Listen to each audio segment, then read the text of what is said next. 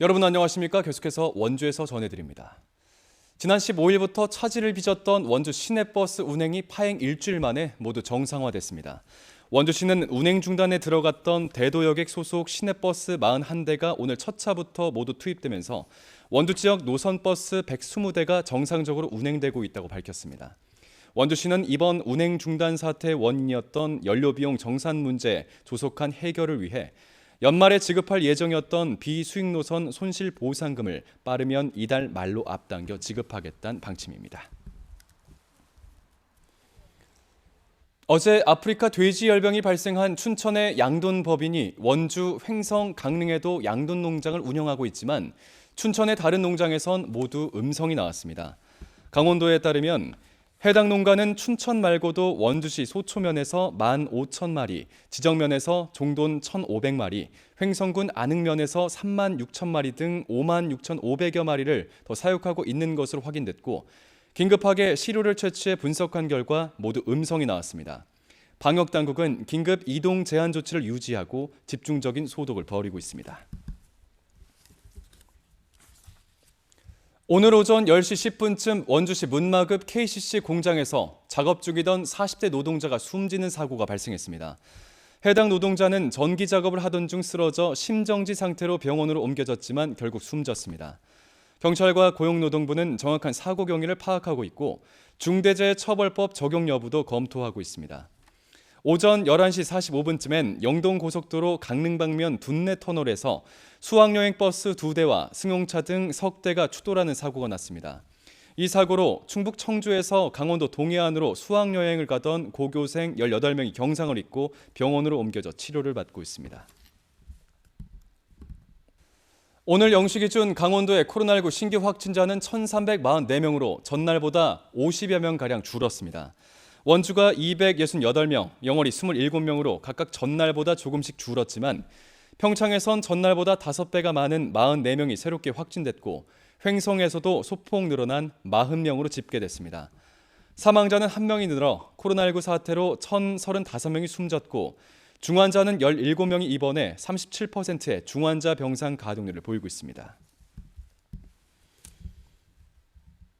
한국전력공사가 추진하는 동해안 신가평 500kV 송전선로 건설에 반대하는 주민대책위원회는 오늘 서울 감사원 앞에서 기자회견을 갖고 감사원에 주민감사를 청구했습니다. 반대대책위는 한전이 송전탑 건설을 위한 입지 선정 과정에서 매뉴얼에 없는 중간 지점을 자의로 설정해 동부, 서부 구간으로 나누고 사업 입지 대상을 왜곡하는 등 절차적인 하자와 특혜 시비 등 문제가 많다고 주장하며 감사원에 감사를 요청했습니다. 동해안 신가평 500kV 송전 선로 사업은 영월, 평창, 횡성 등 도내 6개 시군을 지나고 240km 구간에 걸쳐 440개 송전탑을 세우는 사업입니다. 올림픽 정신 확산을 위한 국제 교류 행사인 2022 상상 평화 캠프가 내일부터 나흘 동안 휘니스 평창에서 개최됩니다. 평창에서 세 번째 열리는 이번 캠프는 2018 평창 동계 올림픽 유산 사업으로 추진되고 있고 강원도와 평창군이 주최하고 IOC 산하기관인 국제 올림픽 휴전센터, 2018 평창 기념재단이 공동으로 주관해 올림픽 휴전 이념 교육과 시설 투어 등 다양한 프로그램을 운영하게 됩니다. 쇼트트랙 국가대표 곽윤기 선수와 함께하는 토크 콘서트와 특별 강연, 평화 증진 아이디어 발표 등이 진행되고 이 밖에도 컬링과 크로스컨트리 등 5개 종목을 체험하는 올림피아드 프로그램까지 마련됩니다. 횡성과 평창, 강릉 등 강원도 13개 시군에서 인권위가 권고한 인권조례를 제정하지 않고 있습니다. 인권위원회 강원사무소는 전국 지자체 인권조례 제정을 권고한 지 10년이 지났지만 원주, 영월, 춘천, 동해, 태백을 제외한 강원 지역 13개 시군은 인권조례를 제정하지 않고 있다고 설명했습니다. 지자체 인권조례엔 인권 침해 발생 시 구제받을 권리와 주민 인권 증진 정책, 공무원 대상 인권 교육 등이 포함되어야 합니다.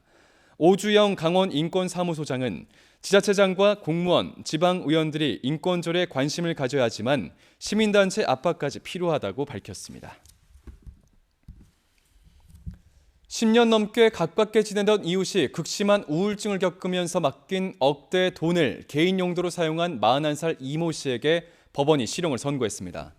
춘천지법 원주지연은 극심한 우울증으로 정신장애를 갖게 된 이웃에게서 다른 사람한테 빼앗기지 않도록 보관해달라는 부탁을 받고 1억 6천만 원을 받은 뒤 카드 대금과 대출금을 갚는 데 사용한 이 씨에게 징역 1년 6개월을 선고하고 돈을 배상하라고 명령했습니다.